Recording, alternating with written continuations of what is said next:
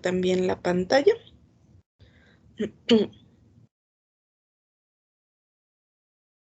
Listo. Ok, entonces, fíjense bien, me voy a ir hasta la parte que nos quedamos el día de ayer.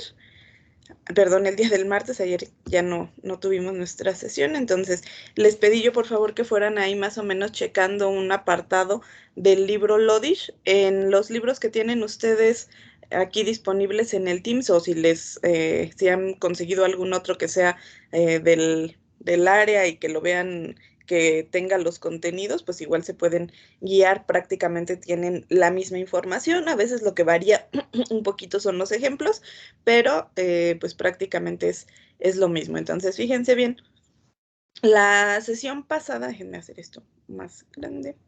La sesión pasada estuvimos revisando lo que es un gen y un poquito qué es lo que ocurre a partir de este dogma central de la biología molecular, es decir, que nosotros conocemos que existen las secuencias de ADN que por un proceso denominado transcripción se van a convertir en ARN, que es de una sola cadena, y luego posteriormente ese ARN, por un proceso denominado traducción, va a ser transformado en los ribosomas, va a ser cambiado la instrucción que viene desde el núcleo hasta una forma ya funcional que va a ser la proteína, ¿sale? Entonces, tenemos estos tres procesos, tenemos un proceso, perdón, aquí eran dos procesos, tenemos un tercer proceso adicional que es la duplicación, que puede ser duplicación del ADN o duplicación del ARN, y también tenemos el proceso de transcripción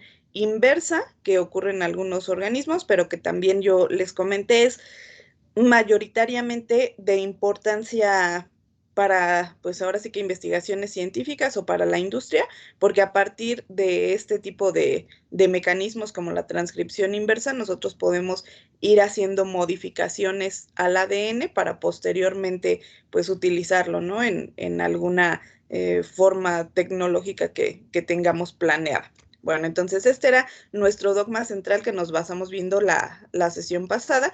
Entonces, ahora sí vamos a entrar ya de lleno a la regulación de esta expresión, la regulación transcripcional. ¿Por qué es importante? Recuerden que la unidad es control y regulación metabólico. Entonces, toda la primera parte que vimos fue regulación enzimática. De hecho, aquí se van a dar cuenta que la regulación enzimática tiene mucha relación con lo que ocurre aquí con la regulación a nivel de ADN.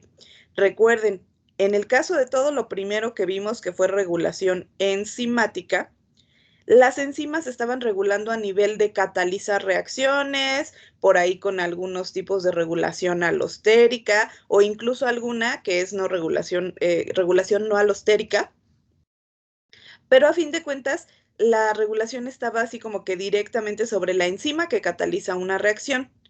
Aquí no hablamos de reacciones, aquí vamos a hablar del control que ocurre para permitir que se libere desde un inicio la información que va contenida en el ADN.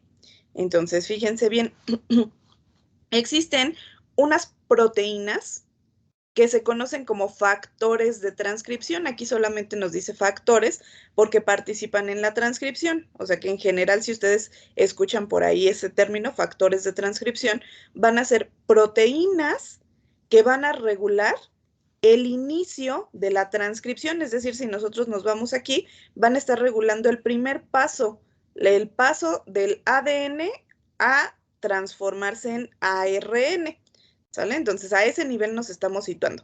El primer tipo de factores de transcripción se denomina activadores, es decir, van a ser proteínas que van a potenciar, que van a permitir que exista el proceso de transcripción. Y también vamos a tener otro segundo tipo que se conoce como represores. Estos represores van a ser proteínas que inhiben, como dice su nombre, reprimen o inhiben el paso de ADN a ARN y con ello pues ahora sí que se dice que el gen está silenciado. ¿Por qué? Pues porque está reprimido. No permiten que exista una transmisión de la información para dar lugar a una proteína funcional. ¿Sale? Entonces, fíjense bien, aquí tenemos el esquema de cómo los factores de transcripción se unen al ADN. Aquí recuerden, estos esquemas pues son bastante amigables porque nos dejan ver fácilmente qué es lo que ocurre, ¿no? Con este tipo de roles metabólicos. Entonces, fíjense bien, tenemos nuestra secuencia de ADN aquí marcada como una linecita donde alcanzamos a distinguir estas vueltitas de hélice. Y entonces el factor, en este caso nos hablan del factor sigma, el factor se va a unir, nuestra proteína, nuestro factor transcripcional, pero si se fijan va a requerir un factor adicional, que es este de aquí, el factor sigma. Entonces, al unirse el factor sigma al ADN, vamos a tener una holoenzima completa que se va a unir al promotor. A la sesión pasada no mencionamos qué es un promotor. Fíjense bien, un promotor va a ser una parte que de hecho aquí nos marcan así como con otro colorcito, si alcanzan a ver aquí en el ADN se ve como color verde aquí en este espacio, chequen, un poquito verde, diferente al resto de la cadena. El promotor va a ser esa secuencia. Normalmente los genes, me voy a regresar un poquito a esta parte de acá, los genes dentro de su secuencia, recuerden, dijimos, vamos a tener la secuencia de bases, adenina, timina, guanina y citosina, que van a encontrarse, pues ahora sí que en un orden, pues especial, de acuerdo al gen del que se trate, y dentro de esta secuencia de genes va a haber secuencias específicas, es decir, en una parte inicial, aquí donde nos dice inicio del gen, va a haber una secuencia específica que va a tener ese reconocimiento por estos factores. ¿Y por qué lo va a reconocer? Pues porque esa secuencia es muy específica. Son secuencias normalmente conservadas o normalmente conocidas que van a llevar en un inicio una repetición de bases o un orden de estas bases que va a permitir justamente que el factor identifique, por ejemplo, aquí tenemos una secuencia que normalmente se le conoce como la caja TATA. ¿Por qué? Pues porque es timina, adenina. Entonces, cuando llega un factor de transcripción, reconoce, aquí hay timina, adenina. Entonces, aquí me uno, porque esa secuencia, esa caja TATA, es especial para el sitio activo de los factores de transcripción. Entonces, de esa forma, la región promotora debe tener una secuencia especial, específica, que sea reconocida por los factores. Entonces, llega el factor de transcripción, llegan los factores secundarios o los factores que permiten la estabilidad de la unión, que recuerden pueden ser, en el caso de cualquier enzima que requiere un cofactor adicional, puede ser un grupo orgánico o metaloorgánico. Entonces, normalmente, pues ya estamos hablando bien de un proceso enzimático donde normalmente va a ser un factor orgánico o metaloorgánico. Entonces, se une este factor de transcripción y con eso se genera pues un cambio en el factor general de la proteína, se une a la región promotora y comienza, ya sea que este mismo factor comience a generar una réplica del ADN o que permita que se unan algunos otros subunidades proteicas para generar complejos más grandes que empiecen a producir esas copias que son necesarias. Ahora, imagínense, si se necesita o si este factor comienza a recorrer el ADN generando una copia, pues va a llegar un momento en que otra vez la región promotora va a quedar disponible. ¿Qué va a ocurrir? Pues que este ya se va a ir sintetizando toda la región, toda la región del gen que es necesaria hasta llegar al final del gen. Ahora, ¿cómo vas a saber cómo detenerse? Porque igualmente en el punto final del gen va a haber secuencias de paro, es decir, de detenerse, que le van a marcar al factor de transcripción. Bueno, hasta aquí. Ya encontré otra secuencia, no sé, pudiera ser, imaginen estas de acá, por ejemplo, CACA. Entonces, aquí tenemos otra región, citosina, adenina, la reconoce el factor de transcripción y dice, bueno, hasta aquí y me despego. Libera el factor que se unió, libera el factor sigma y se desprende del gen. ¿Qué le va a ocurrir a esa proteína? Pues de ya no ser necesaria, igual nosotros ya revisamos en temas anteriores qué ocurre con las enzimas en cuanto al proceso de degradación, cuando revisamos por ahí metabolismo del nitrógeno, que le pasa a las proteínas, que les pasa a los aminoácidos, para finalmente ya sea reciclarse o desecharse, ¿no?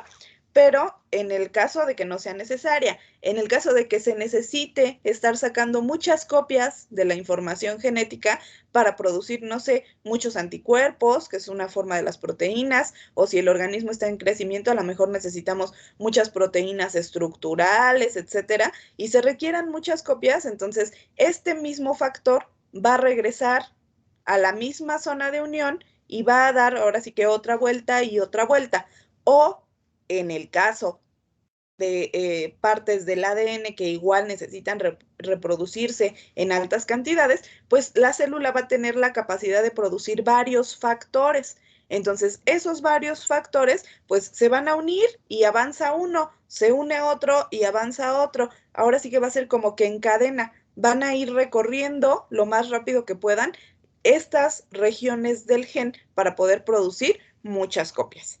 Entonces, eso en el caso de un factor de transcripción que está activando justamente la transcripción del gen. Pero ¿qué pasa con un represor, con un factor de transcripción que inhibe la transcripción del gen? Ah, bueno, pues en ese caso va a ser algo similar. Va a llegar el factor, normalmente puede ser que necesite un cofactor, se genera una holoenzima, pero entonces lo que va a ocurrir aquí es que ese factor que se unió no va a permitir ni que él mismo, o sea, por sí mismo, no va a tener la capacidad de recorrer el ADN generando copias, pero tampoco va a permitir que se una ningún otro factor que sí genere una copia. ¿Por qué? Pues porque él ya está, ahora sí que llegó primero a la silla, ya está ocupando el sitio de la región promotora, de la región de inicio del gen, y entonces ya no va a permitir que este factor ni ningún otro genere una unión para reproducir la información del ADN, ¿sale? Entonces, son las dos formas que tenemos en cuanto a factores de transcripción. Igual quienes entren un poquito más de lleno a pues, algún tipo de proyecto dado por biología molecular o que genere biología molecular o necesite en alguna parte del proyecto análisis de biología molecular, seguramente se van a encontrar con muchísima información en donde es necesario conocer los factores de transcripción e incluso utilizarlos. ¿Por qué? Porque a fin de cuentas tienen actividad enzimática. Y en el caso de muchas rutas metabólicas, donde nosotros identificamos que se van generando por ahí metabolismo de algunas sustancias, los genes controlan justamente que tengamos o no tengamos proteína para realizar las reacciones químicas. Pensemos, por ejemplo, en la famosa glucólisis, que ya a lo mejor hasta se cansaron y se aburrieron de tanto que la mencionamos. El primer paso de la glucólisis, que es fosforilar a la glucosa, requiere de una enzima. Si se acuerdan, se llama, el paso es cambiar de glucosa a glucosa 6-fosfato. Entonces, ¿qué es lo que ocurre en ese primer paso? Déjenme, me voy a regresar para que no tengamos por ahí el perdido de qué estamos hablando. Déjenme, vuelvo a nuestras presentaciones del tema anterior.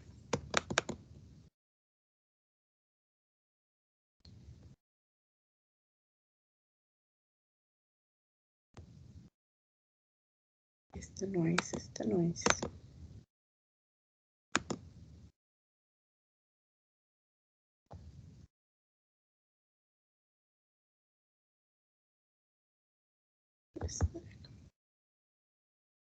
No, esta tampoco es. A ver. A ver cuál les cargué.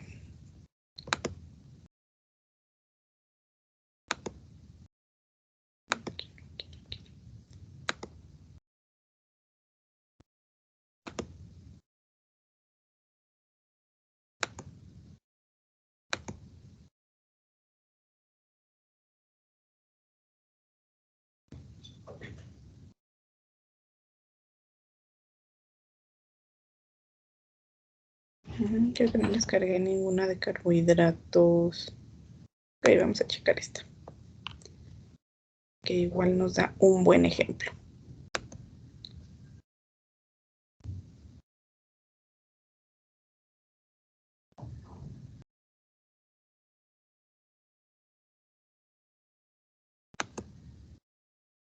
Fíjense bien, vamos a tomar esta que está aquí como degradación de lípidos, en este caso de ácidos grasos. Recuerden que nosotros acabamos de mencionar a nivel del dogma central de la biología, cada gen va a dar lugar a un polipéptido, es decir, a una proteína normalmente funcional. Entonces, pensemos, por ejemplo, en esta primera reacción que tenemos aquí, la primera oxidación de los ácidos grasos, en donde vamos a tener nuestra cadena de ácido graso unida a un acil-CoA, acetil-CoA. Vamos a dar lugar a una molécula en la cual se va a cambiar un enlace. Recuerden, aquí estamos generando una insaturación. Entonces tenemos acil-CoA 2,3 insaturasa trans delta 2 enoil-CoA. Se generó un primer doble enlace. Recuerden que aquí justo la beta oxidación necesita esta formación de dobles enlaces para poder irlo rompiendo.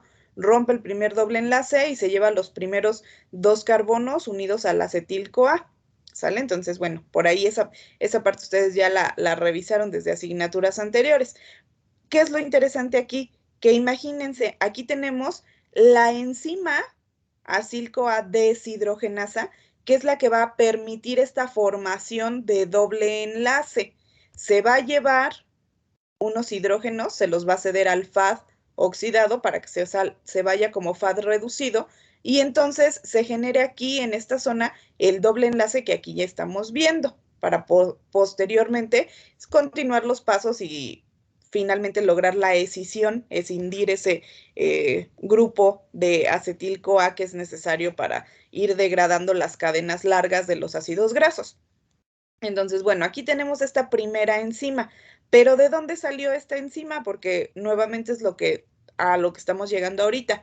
¿De dónde salen estas enzimas que permiten que existan todos estos pasos? Pues justo de acá, del dogma central de la biología. Si nosotros pensamos que aquí esté la acil-CoA deshidrogenasa, ¿qué dio origen a esta acil-CoA? Pues una secuencia de ADN. En el ADN de los organismos viene marcada una secuencia especial que tiene que dar lugar a la acil-CoA deshidrogenasa para que podamos tener esa capacidad de degradar ácidos grasos a partir de un proceso de beta-oxidación.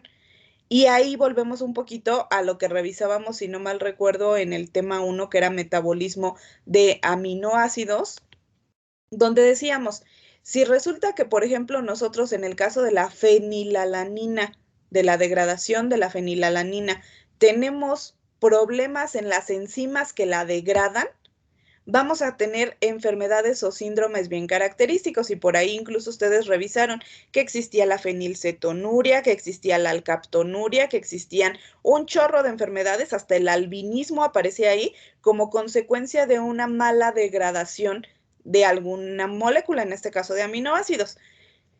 ¿Pero por qué esas proteínas están mal? Pues porque en algún paso de todos estos que tiene que transcurrir para generarse la proteína, algo salió mal. Puede ser que desde el inicio el ADN de la persona no esté adecuado, es decir, que la secuencia de bases que está ahí sea una secuencia errónea. Entonces, cuando se genere la proteína, pues va a ser una proteína que no sirva. Puede ser que en el primer proceso, en el proceso de transcripción, híjole, la copia no salió bien. ¿Por qué? Pues no precisamente porque nosotros seamos defectuosos, sino por el simple hecho de que al ser organismos vivos como somos y nuestras biomoléculas funcionen de la forma que funciona, tenemos un cierto rango de error, es decir, las mismas proteínas, las mismas biomoléculas pueden equivocarse al generar la copia. Esos errores, ya lo vamos a ver un poquito más adelante, son errores que pueden generar daños, que pueden generar mutaciones, pero normalmente también tenemos pues todos los organismos, un sistema de reparación. Entonces, por errores, sí puede ser que tengamos algo que no funciona, pero también nuestro organismo busca la forma, busca la manera de ir compensando esos errores para que el daño no sea tan grande. O puede ser que en el último paso, en el proceso de traducción, igual, a lo mejor el ribosoma se equivocó, puso unos aminoácidos que no correspondían y pues la proteína no funcionó, ¿sale? Entonces, ¿por qué lo menciono? Pues porque justo estamos llegando a esa parte, a identificar por qué tenemos en nuestro metabolismo lo que tenemos. Entonces, imagínense, si en nuestro proceso metabólico para organismos, por ejemplo, como nosotros, súper complejos, necesitamos al mismo tiempo, cuando, por ejemplo, piensen, almorzamos, pues es que me comí una malteada de chocolate y luego también se me ocurrió comerme unos taquitos o algo que llevaba bastante grasa y también llevaba carne. Entonces, chequen, le estoy metiendo a mi organismo, a mi sistema digestivo, carbohidratos, proteínas y lípidos, que es lo ideal, ¿no? Tener una comida balanceada. Estoy metiendo de los tres grupos principales. Va a comenzar el proceso de digestión desde simplemente la masticación y la reacción de las enzimas salivales para empezar a generar el bolo alimenticio. Va a caer al estómago y ahí ya dijimos van a existir algunas pepsinas que principalmente en el caso de las proteínas van a ayudar a la degradación y luego se va a ir eso a los intestinos y también en los intestinos vamos a tener un proceso de absorción y ya que se absorbió, entonces se va a transferir a la sangre, en la sangre se va a repartir al resto de la célula y en el resto de la célula pensemos la glucosa que ya me tomé de la leche o de la malteada, la glucosa que ya está en la forma más simple al interior de la célula, pues ahora necesito empezar a degradarla para generar ese proceso glucolítico y obtener energía. Entonces, chequen desde las enzimas que necesito en la saliva, que tienen que estar activas todo el tiempo porque yo empiezo a comer y tengo que tener enzimas, perdón, suficientes en la saliva para empezar a degradar los alimentos, las enzimas que tienen que estar disponibles en el estómago y tienen que estar produciéndose, como ya revisamos, en el páncreas y en el hígado para poder empezar a generar esa degradación en la primera zona del intestino delgado y luego ya a nivel celular necesito a todas las exosas que van a estar generando por ahí un proceso de degradación de la glucosa, necesito las fosforilasas, etcétera. Entonces, imagínense en cada célula la cantidad de trabajo que se está realizando al mismo tiempo, porque necesitamos todo al mismo tiempo. Metabolismo de azúcares, metabolismo de proteínas, metabolismo de lípidos, etcétera, y producción de energía. Entonces, chequen qué cantidad de proteínas tienen que producirse para que una simple célula, y en el caso de un organismo complejo como nosotros, peor, pueda ser funcional a todos los niveles. Pensemos a nivel de nuestro cerebro. Pues es que ocupa mucha glucosa para que estemos pensando, híjole, no, pues entonces las células del cerebro han de estar produciendo una gran cantidad de proteínas para el metabolismo de la glucosa. Pero resulta que además de que estoy estudiando, soy una persona que le gusta mucho hacer ejercicio y cambié mi dieta para estar teniendo un consumo de proteínas más elevado y generar unos musculotes bien fuertes. Híjole, no, pues entonces necesitamos elevar la cantidad de proteínas que se vayan al metabolismo de aminoácidos. Bueno. Pero además, pues como hago harto ejercicio, pues entonces también consumo un montón de compuestos de lipídicos porque me da mucha hambre. Entonces necesito también el chorro de enzimas que van a participar del metabolismo de los lípidos. Y luego, eso nada más en lo que mencioné de cabeza, músculos y lípidos, pues pensemos que se están degradando, por ejemplo, en el hígado. Pero además, y necesito todos los demás elementos que van a ayudar al metabolismo de la glucosa. Es decir, necesito que el páncreas comience la secreción de insulina. Bueno. Pero además me enfermé y se me ocurrió tomarme unos medicamentos que se fueron al hígado. No, pues entonces ahora necesito enzimas que ayuden a degradar los componentes que se van quedando residuales en el hígado para que el cuerpo pues no se quede intoxicado después de generar ese consumo de medicamentos. Bueno. Híjole, pero además resulta que me la paso un chorro de tiempo frente a la computadora y mis ojos también están sufriendo un cierto desgaste. Entonces necesito que las células que tienen por ahí la percepción de la luz y diferentes cantidades de mm, percepción de colores estén funcionales. Entonces también necesito que se vayan regenerando proteínas que ayudan para la agudeza visual. Y así, si yo me voy fijando en cada uno de los procesos que tenemos todos los días, pues me voy dando cuenta que efectivamente para cada parte del cuerpo se necesita una cantidad increíble de proteínas. Y ya ni pensar en las proteínas estructurales, pues se necesita que tenga cada célula sus proteínas de membrana súper bien acomodadas, que puedan recibir todos los nutrientes que van llegando y sacar todos los desechos que ya no sirven, etcétera. Entonces, todo eso es lo que regula el ADN, que ahorita a fin de cuentas es lo que ya estamos viendo. Ya vimos cómo ocurrían las rutas, pero ya estamos llegando al punto clave. ¿Cómo se forma entonces para la célula todo? ¿Qué es lo que da origen a que todo funcione? Pues justo esto, que la secuencia de ADN sea la correcta y que se encuentre libre y disponible para poder generar las copias necesarias que en algún momento se van a transformar en proteínas funcionales.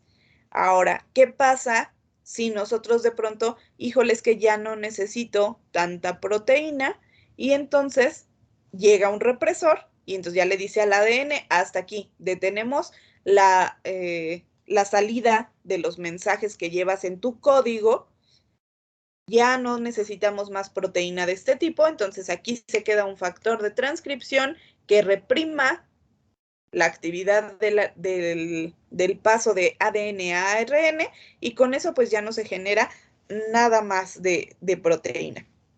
Y me van a decir, bueno, ¿y cuándo es necesario que se reprima? Pues si todo necesita funcionar, ¿cuándo es necesario que algo se reprima?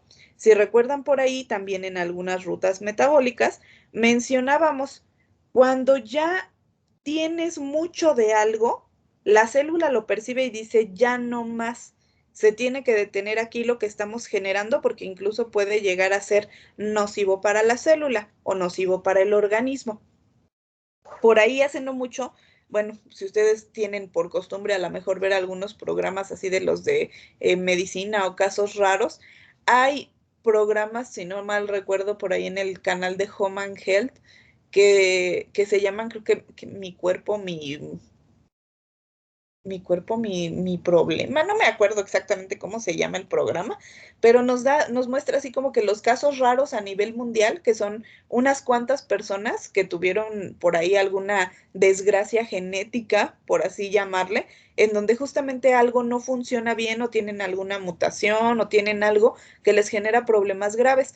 Entonces, un ejemplo de eso será un caso que por ahí vi, de hecho no recuerdo cómo se llama la enfermedad, pero era un pequeño niño que generaba, por cambios así, por mutaciones en su genética, generaba una superproducción de células de la piel, de manera que esa superproducción hacía que el niño toda la vida se viera, pues ahora sí como con escamas que se le desprenden, porque la tasa de reproducción de las células de la piel era muy, muy elevada.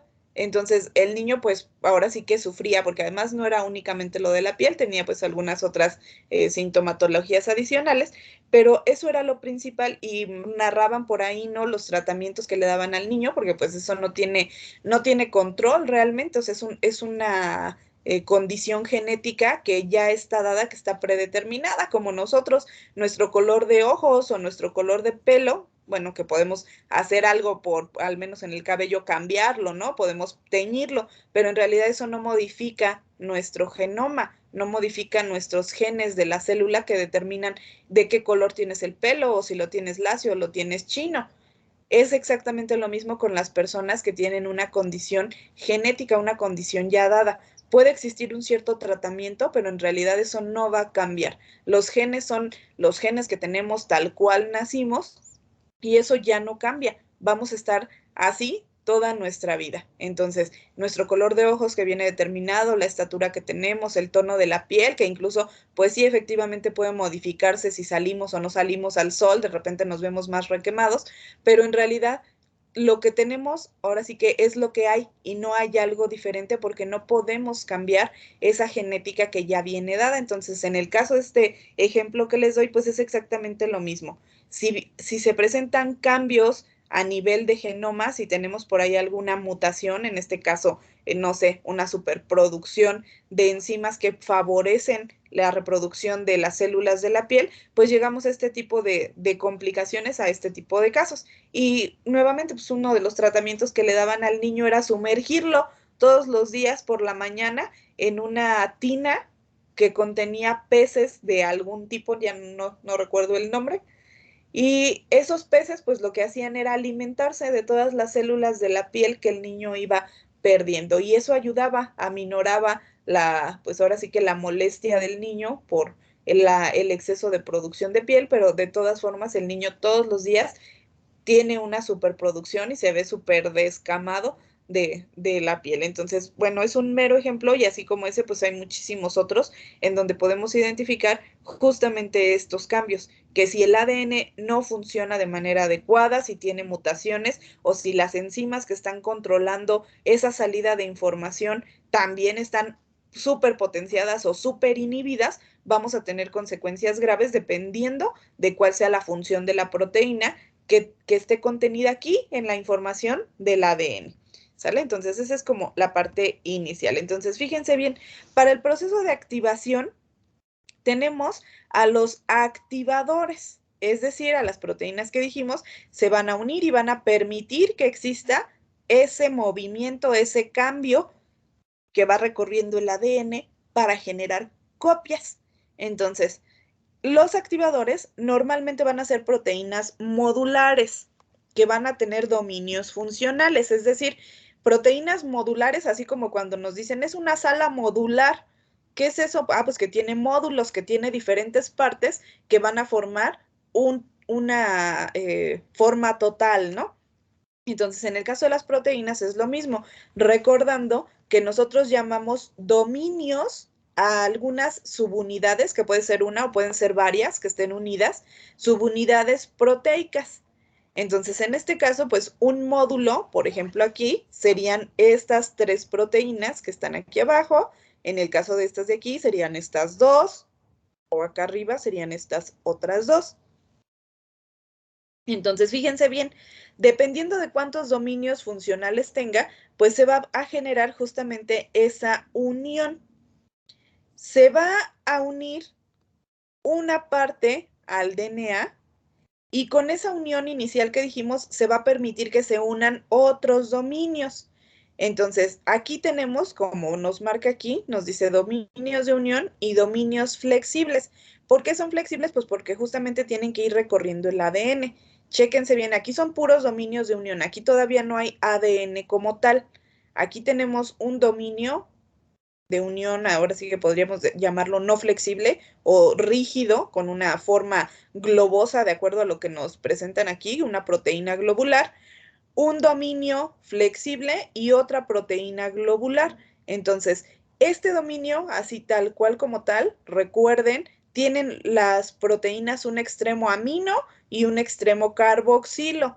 Entonces, aquí ya empezamos a ver realmente que cuando nos representan algún dominio, nos representan alguna proteína que sí tenga una función y que haya que esquematizarlo, tenemos incluso que marcarle dónde está el extremo amino y dónde está el extremo carboxilo. Recuerden que para generar las proteínas, pues se va generando una unión por enlaces peptídicos entre el extremo amino y el extremo carboxilo de uno y de otro aminoácidos para dar lugar a cadenas largas de aminoácidos y en cada unión se genera un proceso de hidrólisis, es decir, se liberan moléculas de agua. Bueno, es únicamente un recordatorio para que sepan a qué nos referimos con el extremo amino y el extremo carboxilo de las proteínas. Entonces, bueno, aquí tenemos diferentes tipos de factores de transcripción que van a fungir como activadores. Entonces, estas proteínas modulares, se va uniendo, se une una, se une otra, dependiendo qué tan grande se necesite que sea el módulo. Y entonces el ADN va a tener justamente esos sitios que van a reconocer a la proteína, se va a unir el complejo y entonces ahí sí vamos a generar la repetición o la duplicación o la transcripción del ADN, dependiendo cuál sea el proceso. Entonces, fíjense bien, eso en el caso de los activadores. En el caso de los represores, nos dice, son la inversa funcional de los activadores, entonces ténganlo bien identificado. Activadores potencian que exista ese cambio, ese paso de la información de ADN a ARN. Represores inhiben que exista justamente la liberación de esa información, que haya cambio de ADN a ARN. Aquí, por ejemplo, tenemos un gen. Chéquense, los genes, aquí está marcado como gen EGR1, así se llama, EGR1. Entonces, nuestro gen EGR1, algo importante que tienen ustedes que saber y que ir identificando es que cuando nosotros nombramos un gen, sobre todo por sus siglas, casi todos los genes tienen nombres cortos porque a veces se les ocurre darles un nombre muy, muy largo y para representarlos se usan siglas que acortan el nombre, acrónimos. Entonces, siempre que representemos un gen por sus siglas, tienen que estar en mayúsculas y en cursiva. Siempre, siempre. Cuando hablamos de una proteína, por sus siglas, tiene que estar en mayúsculas. Vean aquí la diferencia. Tiene que estar en mayúsculas, pero en normal, no cursiva. En normal, no cursiva. ¿Sale? Entonces ahí tenemos nuestras dos diferencias. Un gen, mayúsculas cursivas, una proteína, mayúsculas no cursivas. Entonces fíjense bien. Aquí tenemos un esquema donde están las dos cadenas de ADN, si se fijan, y aquí nos dice, a partir de aquí donde está esta flechita, empieza la secuencia de un gen, del gen EGR. Y aquí en esta zona, un poquito antes de que empiecen la secuencia del gen, si se fijan, tenemos marcados varios sitios, en verde, en rojo y en morado. Aquí nos dice, la primera, que es en rojo, nos dice es el sitio de unión WT1. La morada va a ser el sitio de unión SRF o TCF. Y la tercera, que es la verde, es el sitio de unión AP1. Quiere decir entonces que para que nosotros logremos obtener una copia de este gen, del gen EGR1, el gen va a tener una región de control de la transcripción. Desde el inicio del gen hacia atrás, vean aquí nos marca una kilobase, es decir, desde aquí hasta acá hay 1000 bases, una secuencia de 1000 bases. ¿Cuáles son las bases? Otra vez adenina, guanina, timina, citosina. Entonces, dentro de mi doble cadena, desde que empieza el gen hasta 1000 bases antes, se conoce como la región de control. Esta zona puede ser cambiante, ¿eh? Aquí mencionamos únicamente de este gen, que de hecho si ustedes lo revisan ahí en el LODISH, tiene una cierta importancia en bacterias. Entonces, este gen aquí nos habla de 1000 bases, pero puede ser que esta región de control para algunos otros genes en otros organismos sean regiones más pequeñas, pueden ser 100 bases, 200 bases, 300, o puede ser que en algunos otros sea una región mucho más grande, 2000 bases, 3000 bases, 5000 bases incluso. Entonces, a lo mejor están pensando, hay 5000 bases, eso ya está lejísimos. Sí, ya dentro de la estructura del ADN podríamos considerar que es una distancia bastante grande, pero recuerden que para que algunos genes logren transcribirse, no solamente vamos a necesitar un módulo como estos de aquí de 3 proteínas. Además, recuerden que si comparamos a nivel estructural cuál es el tamaño de los nucleótidos contra el tamaño de una proteína total, incluso va a ser un tamaño, pues ahora sí que inmensurable, ¿no? Una secuencia de nucleótidos es una secuencia pequeña donde ustedes de hecho ya revisaron, déjenme, me vuelvo nada más para identificar aquí la cadena de doble hélice. Vamos a abrir de una vez el de las proteínas.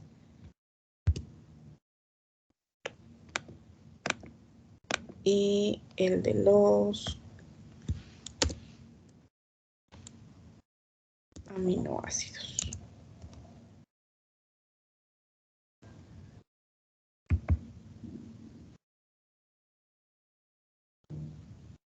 Ok, aquí nada más me voy a regresar para que ustedes ubiquen. Chequen aquí la estructura que tiene el ADN o el ARN. Si nos fijamos, pues van a ser estructuras realmente en cuanto a tamaño, pues bastante cortas, ¿no? Porque pues podemos aquí contar tanto los carbonos de la ribosa como el grupo fosfato y los carbonos que va a tener nuestra base nitrogenada, que pues en realidad son estas de aquí arriba, adenina, guanina, timina, citosina. Entonces, si las vemos son pequeñas. Y nuestra secuencia, pues ahora sí que es una hebra, por eso es una cadena sencilla o una cadena doble en el caso del ADN. Pero si nosotros lo comparamos, déjenme salgo de aquí, si nosotros lo comparamos, por ejemplo, con las enzimas que están formadas de aminoácidos. Recuerden que los aminoácidos pues tienen diferentes estructuras, entonces nosotros podemos pensar, bueno, un aminoácido, pues no se ven tan grandes, incluso a lo mejor hasta se ven más pequeños, ¿no? Que un ácido nucleico, pero recuerden que una proteína no contiene normalmente unos cuantos aminoácidos, contiene muchos aminoácidos, pero muchos, muchísimos para generar estructuras que llegan a ser estructuras bien grandes. Entonces, déjenme voy un poquito hasta acá abajo para que recordemos nada más un poquito en esta parte. Me fui muy abajo. Un instante. Aquí, por ejemplo, donde veíamos estructuras cuaternarias de proteínas, entonces chequen aquí la diferencia. Aquí hablamos de estructuras que son en tamaño muchísimo más grandes que lo que va a ser una doble hélice.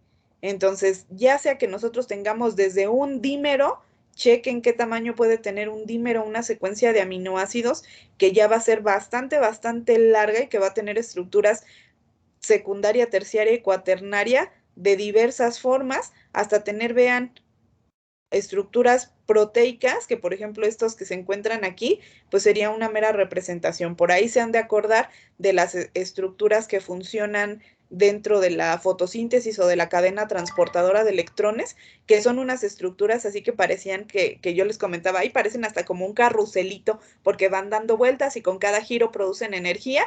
Esas son superestructuras proteicas. Entonces, si a nivel de célula tenemos estructuras de tal tamaño, cuando las contrastamos contra las estructuras de nuestro ADN, pues el ADN viene a ser una estructura muy pequeña.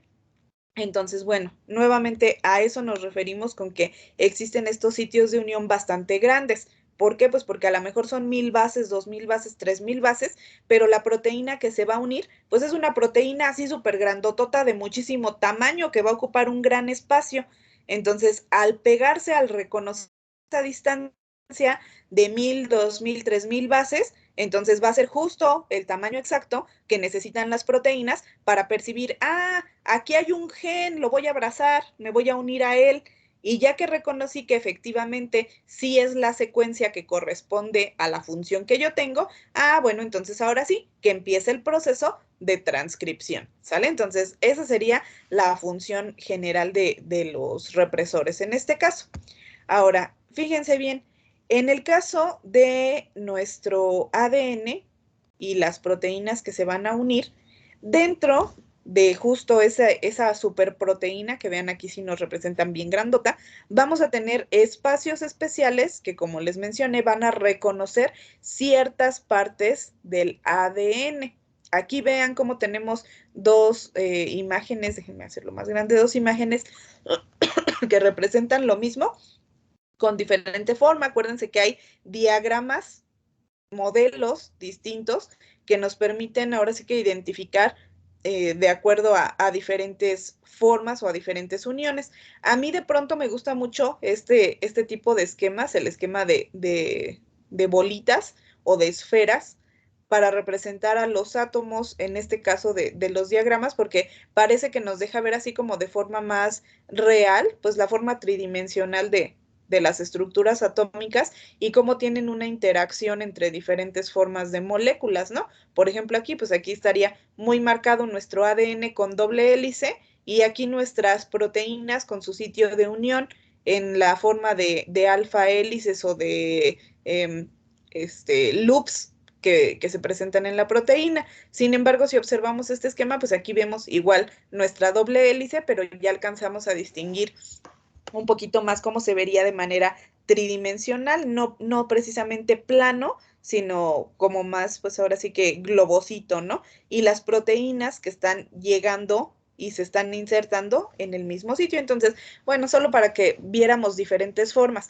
Ahora, ¿qué es lo importante aquí? Que nosotros, de acuerdo a las proteínas que tengamos que funcionen como activadoras o represoras, van a tener esos sitios específicos que reconozcan. Pero ¿qué característica va a tener ese sitio específico? Pues justamente ya a la fecha se reconocen o se han estudiado, se han caracterizado diversos tipos de sitios activos, es decir, dentro de toda la proteína tiene que tener este pedacito, esta región, perdón, especial, que va a reconocer al ADN. Y estas regiones van a ser distintas, pues, en los diversos tipos de enzimas que tenemos. Y los principales son estos de aquí, que son en los que nos vamos a basar. Los primeros son dominios con homeodominio. Segundos, proteínas con dedos de zinc. Como ya se imaginan, pues por aquí vamos a encontrar un cofactor necesario, que en este caso es un cofactor metálico, el zinc. Vamos a encontrar proteínas con cremallera de leucina o también llamadas con zíper de leucina, que en realidad, pues por la forma, ya la veremos, es como un cierre de chamarra, por eso es como tipo cremallera. Proteínas con hélice, bucle, hélice básico, que como bien nos dice aquí y se imaginan, sería algo pues similar a esto que está aquí, una hélice, un bucle o un loop y otra hélice que continúa. Proteínas heterodiméricas, si nos vamos para acá, déjenme ver si hay por aquí alguna representación, serían, por ejemplo, como esta forma, bueno, aquí tenemos un dímero, pero este sería un dímero igualito, observen, aquí sería un dímero igual. Cuando hablamos de heterodímeros, tendrían que ser dímeros distintos, lógicamente. Un dímero con esta forma y a lo mejor un dímero con esta otra o con esta otra o con esta otra, ¿sale? Entonces, un heterodímero forzosamente va a ser un dímero con dos dominios distintos. Ok, entonces, tenemos también complejos multiproteicos, que son los últimos que les mencionaba yo. Se van a necesitar en gran cantidad varias subunidades o varios dominios para dar lugar al proceso de transcripción como tal. Y estos complejos ahora sí que son, nosotros podríamos pensar, ay, pero ¿para qué se ocupan tantísimas proteínas? Dentro de los últimos estudios, si ustedes se meten por ahí a algún proyecto, ahora sí que sea de los pues ahora sí que de los más novedosos, de los que nos generan por ahí información que algunos investigadores llaman como de frontera, es un proceso en el cual van a encontrarse con que estos complejos multiproteicos son, pues ahora sí que súper necesarios para muchísimos procesos conservados. ¿Sale? Entonces, hasta aquí le dejamos, chicos. Me da, pues, gusto trabajar con ustedes, aunque no los veo. Y pues vamos a dejar hasta aquí el día de hoy. La siguiente sesión, esperaba yo terminar hoy esta parte. La siguiente sesión ya nada más nos vamos a enfocar en revisar un poquito las estructuras de estos dominios y proteínas, que son esto que nos falta de aquí abajo, ya es muy poquito, y estaríamos realizando nuestra evaluación correspondiente a este tema la siguiente semana. ¿Sale? Entonces, pues hasta aquí le dejamos, chicos. No sé si tengan alguna duda, pregunta o comentario.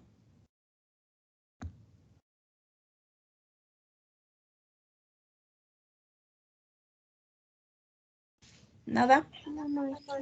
Ok, súper chicos. Entonces hasta aquí le dejamos. Nos vemos la siguiente sesión. Que tengan bonito fin de semana. Hasta la próxima. Igualmente, gracias. Bye, chicos. Gracias, maestra. Bonito fin. Gracias, maestra. Gracias, maestra. Bye.